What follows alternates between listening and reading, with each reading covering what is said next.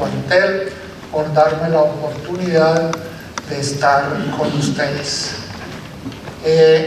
Este es un congreso básicamente donde se habla de catarata. Entonces, para no desentonar con el congreso, he querido presentarles un trabajo que realicé en años pasados y cuyo propósito era qué se puede ver ecográficamente cuando tenemos una catarata senil básicamente.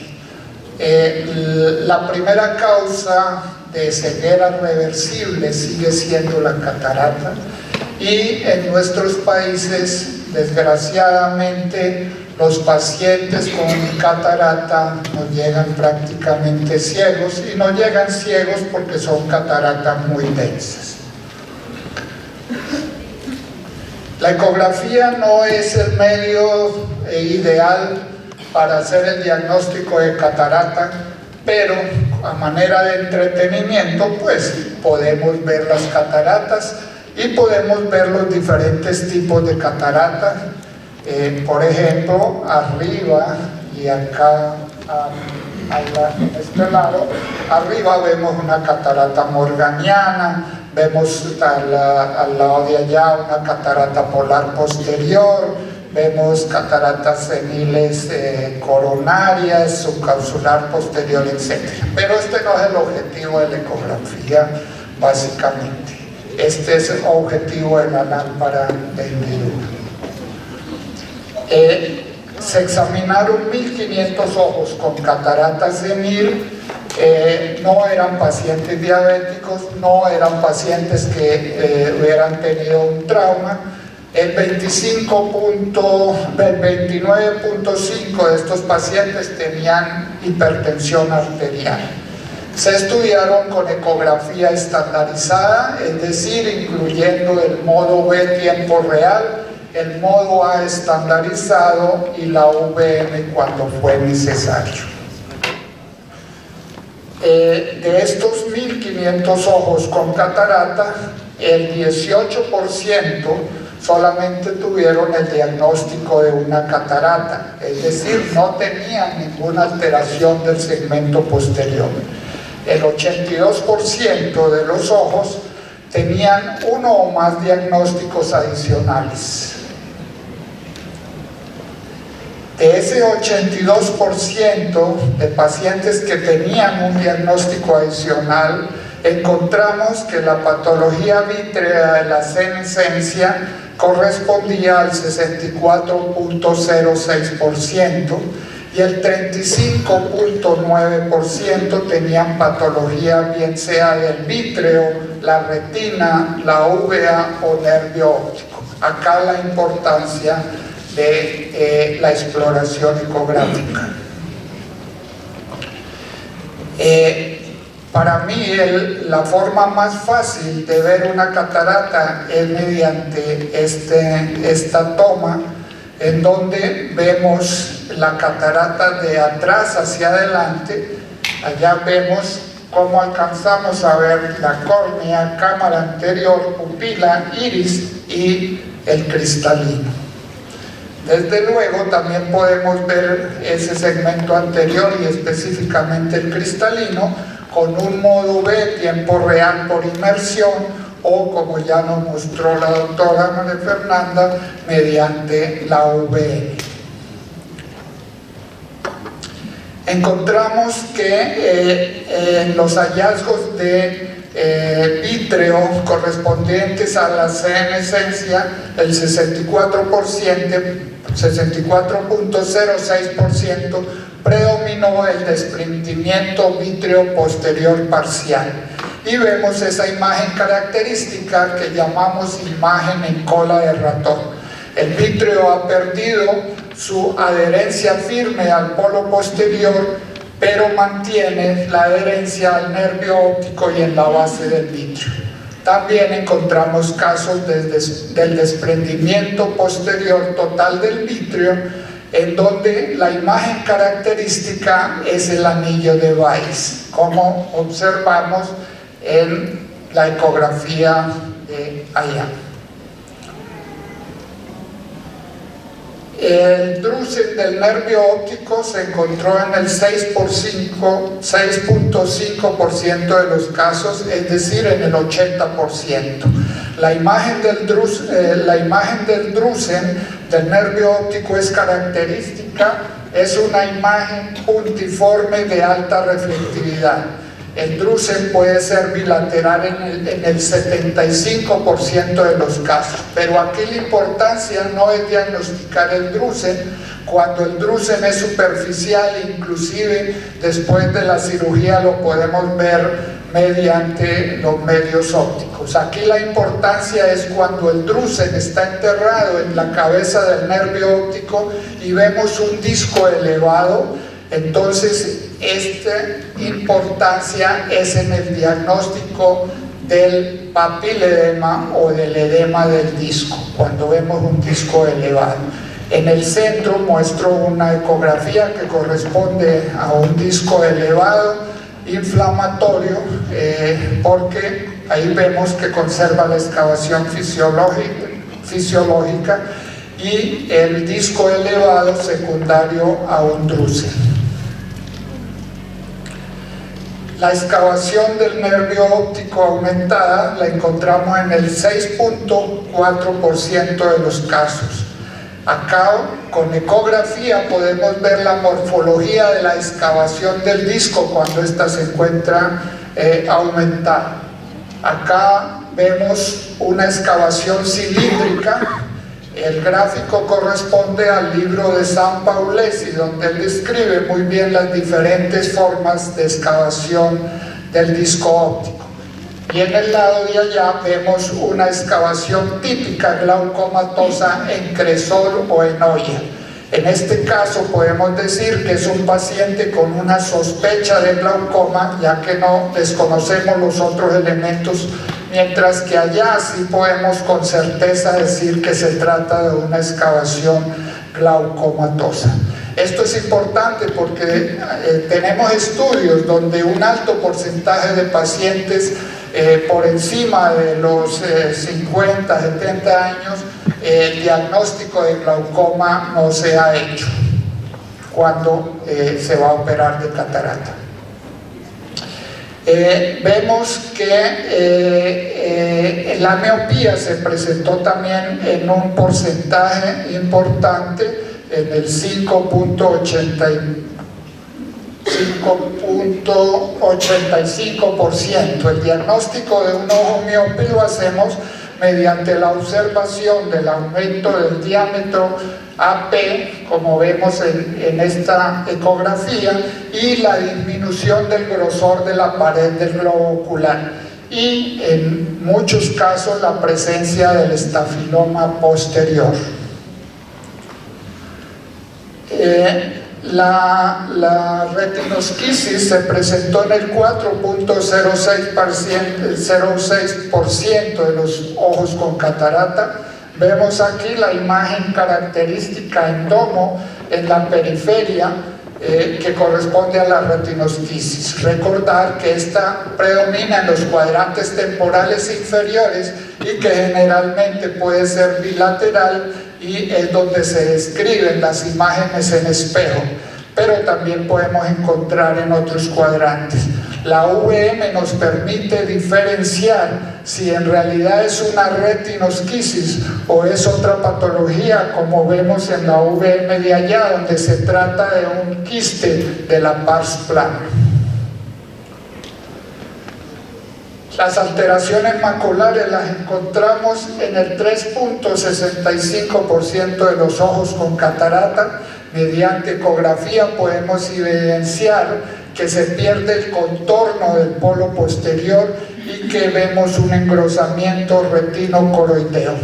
En el lado de allá encontramos la elevación de la mácula, pero alcanzamos a ver un espacio por debajo de la retina.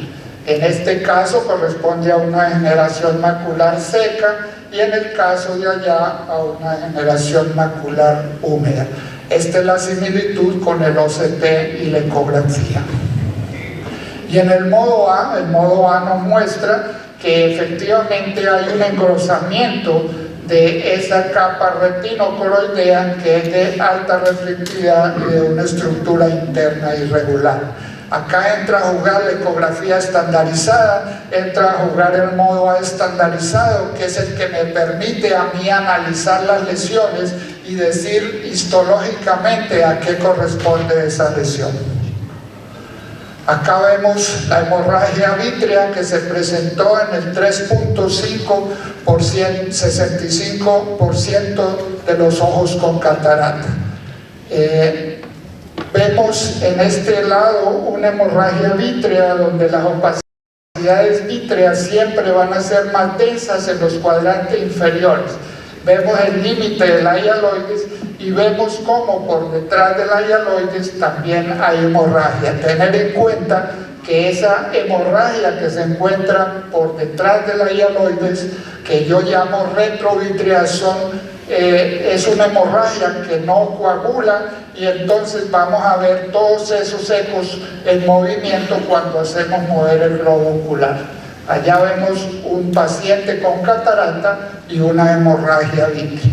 Siempre que tengamos una hemorragia vítrea es mandatorio descartar un desgarro de la retina, ya que es una de las principales causas de ella. Acá vemos otra patología, que es la enfermedad de Benson o hialosis asteroide. Se presentó en el 3.43% de los ojos. Acá la importancia es que cuando tenemos previo a la cirugía este tipo de patología, debemos pensar en que ese paciente posiblemente va a necesitar una vitrectomía. Esta mañana en una sesión de catarata mostraban cómo en el mismo acto quirúrgico el cirujano de segmento anterior, ahora mediante los vitriófagos de 14 milímetros, puede entrar a realizar simultáneamente el procedimiento en un caso de esto. Como característica ecográfica principal, la hialosis asteroide tiene que respeta la corteza del vítreo. Acá en la ecografía central vemos la correlación con el dibujo, donde la corteza está completamente respetada. No es que tenga un desprendimiento del vítreo.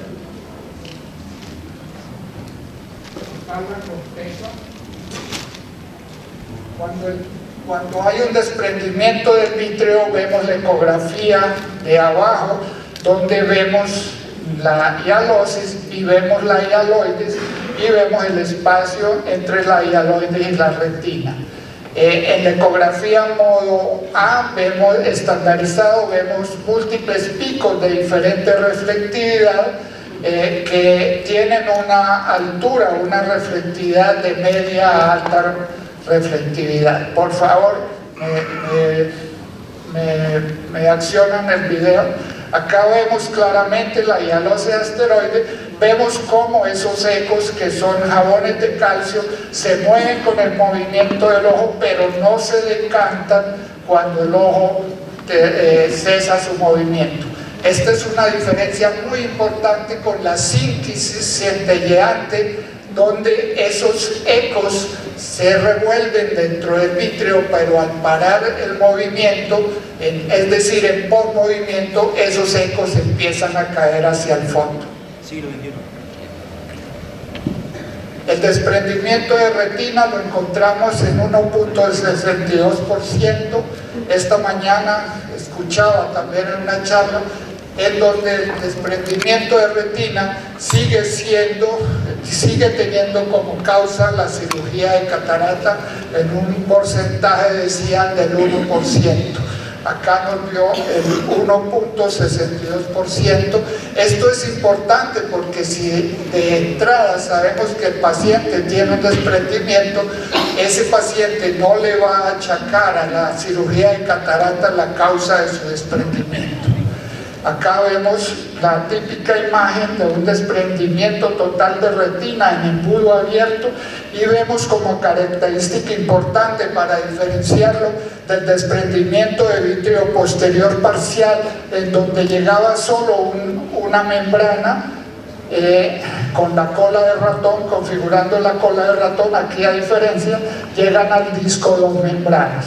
Allá vemos un paciente con catarata y un desprendimiento total en T, es decir, que ese embudo se cerró completamente. Cuando tenemos dudas si esto es un desprendimiento de retina o es una hialoide densa u otra membrana, debemos recurrir al modo A estandarizado, donde en forma típica nos da un pico único agudo de alta reflectividad. Cuando hacemos esto con un modo A estandarizado y obtenemos esta imagen con toda seguridad, debemos decir que se trata de un desprendimiento de retina. Este es un valor de la ecografía estandarizada mediante la utilización del modo A estandarizado. Los desgarros se presentan también y es importante tener el conocimiento de que detrás de una catarata hay un desgarro, porque este desgarro debe ser tratado bien sea en el acto quirúrgico o posterior al acto quirúrgico para evitar un desprendimiento de retina. Al lado de allá vemos un desprendimiento, un desgarro retiniano sin desprendimiento de la retina y vemos una adherencia vítrea al opérculo del desgarro. Por favor, me activa el video. Acá vemos cómo ese desgarro es un desgarro traccional y ven el vítreo cómo jala de la punta del desgarro. Cuando el desgarro y el vítreo licuefacto penetra por la solución de continuidad, como vemos acá en el esquema, entonces se van a producir los desprendimientos de retina secundarios a ese desgarro.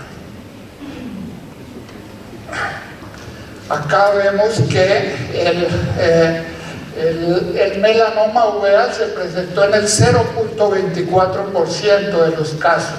Este era uno de esos pacientes donde en una ecografía modo B por inmersión vemos el cristalino opaco y vemos ese tumor que está haciendo presión sobre la cara posterior del cristalino. Al hacerle un modo A concluimos que ese tumor se corresponde a un melanoma de cuerpo ciliar que estaba produciendo en parte esa catarata. Acá recordemos que el melanoma uveal puede presentarse en tres formas características: en forma de cúpula, en forma de champiñón. El champiñón se forma cuando la lesión rompe la membrana de Bruch y se hernia a través de ella, entonces toma la forma de champiñón. Y el melanoma difuso. En el modo A la característica es que esa lesión tiene una reflectividad baja, puede tener una reflectividad media y dependiendo del tipo celular puede subir hasta una reflectividad media alta, pero nunca va a llegar a tener una reflectividad alta. Entonces, con esos parámetros de la forma, la reflectividad en el modo A y esto que les voy a mostrar acá, que es la vascularidad, con seguridad podemos hacer un diagnóstico histológico de esa lesión y decir que se trata de un melanoma. Actúa por favor, acá vemos la vascularidad.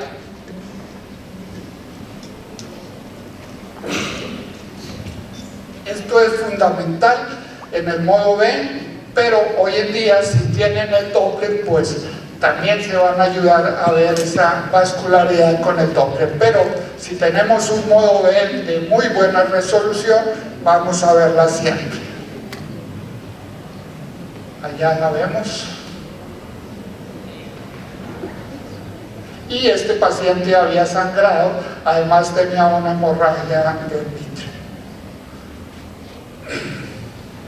El hemangioma coloideo se encontró en el 0.16% de los casos, es decir, en dos ojos.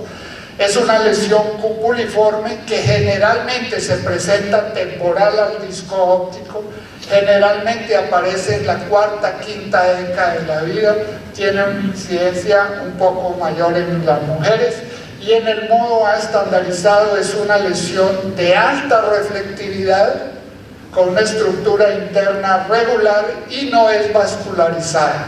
Esto es importante tenerlo en cuenta porque es el diagnóstico diferencial de un melanoma. ¿Con qué lesión podría confundirse? De pronto con un nevus coroideo o un melanocitoma, pero en este caso se trataba de un hemangioma coroideo. Entonces podemos concluir que la ecografía es de gran utilidad en el preoperatorio de la catarata, porque nos puede mostrar diversa patología que puede afectar a una cirugía completamente exitosa, pero que en el posoperatorio puede presentar trastornos de la visión si no se ha identificado previamente y no se maneja como debe corresponder. Otros estudios se han hecho similares a este. En México encontraron el 39.41% del compromiso del segmento posterior en catarata, en Israel el 19.60%, en India el 9%, Brasil 66% y en mi trabajo el 35.9%. Todas estas imágenes fueron conseguidas con las diferentes plataformas de Quantel Medical, que es la fábrica de estos ecógrafos estandarizados. Yo he tenido la fortuna de haber trabajado con todas las plataformas. Inicialmente el Cinescan S, luego el Aviso y ahora actualmente el Absolute. Entonces, si tenemos ecógrafos de alta definición y si tenemos ecógrafos en donde tenemos a disposición el modo A estandarizado, podemos llegar a hacer todos estos diagnósticos y ponerle apellido a esos diagnósticos, es decir, histológicamente a qué corresponde. Entonces he querido con esto mostrarles la importancia de la ecografía cuando tenemos una catarata que inclusive no nos deja ver el signo mínimo y fundamental como es el del rojo retiniano. Si no vemos rojo retiniano, debemos pensar que detrás de esa catarata que no nos permite ver rojo retiniano, que no nos permite ver fondo de ojo, puede haber algo que podemos diagnosticar antes del procedimiento quirúrgico. Muchas gracias.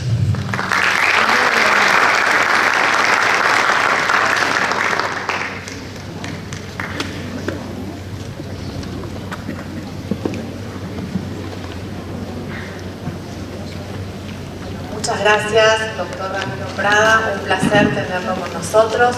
Y bueno, no sé si hay un poquito de tiempo para si hay alguna pregunta, si alguien nos quiere hacer alguna consulta, si tiene alguna duda, sí, adelante.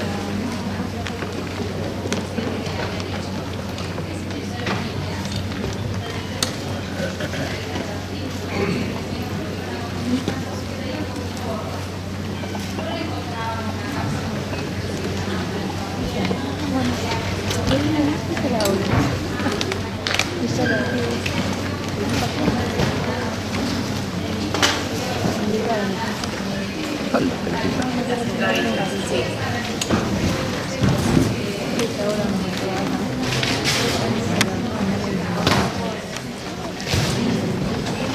Sí, yo he visto en el hospital, me ha pasado de que después de inyecciones intravítreas se observa un pequeño desprendimiento, a veces se ve como un pequeño coroideo también localizado que después se reabsorbe. Habría que ver en este caso, o sea, no son muy frecuentes, habría que ver en este caso si realmente había sido un desprendimiento de retina o un coroideo ahí localizado que muchas veces se puede reabsorber. No es muy frecuente de ver, depende de la técnica intravítrea, ¿no? Lógicamente, yo en el hospital lo veía siempre con el mismo médico. Entonces yo creo que eso tiene que ver más con la técnica intravítrea.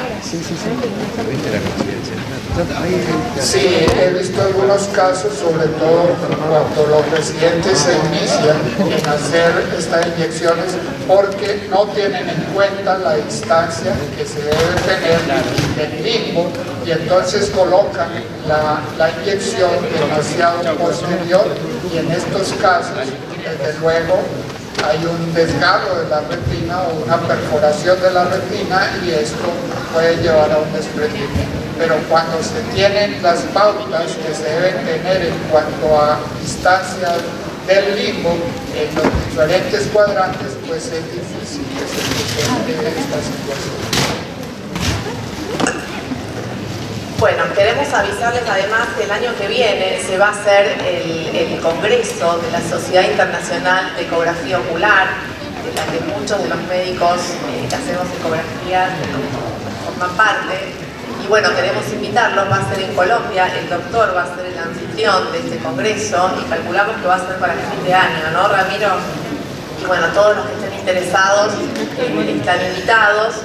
Ya más llegada la fecha vamos a dar más información, pero realmente son congresos muy lindos donde participan médicos de muchos países de Latinoamérica, de Europa, así que están más que invitados.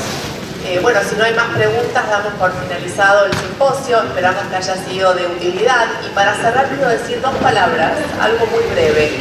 El ultrasonido, que es lo que utilizamos tanto en ecografía como en VM, es algo que hace muchos años que lo usamos. Y a pesar de que tenemos nuevas tecnologías y de los avances que tenemos, hay situaciones donde todavía con lo único que podemos hacer diagnóstico es con ultrasonido. Entonces yo siempre cierro todas las presentaciones diciendo que el ultrasonido sigue siendo muy noble, a pesar de ser tan antiguo, ¿no?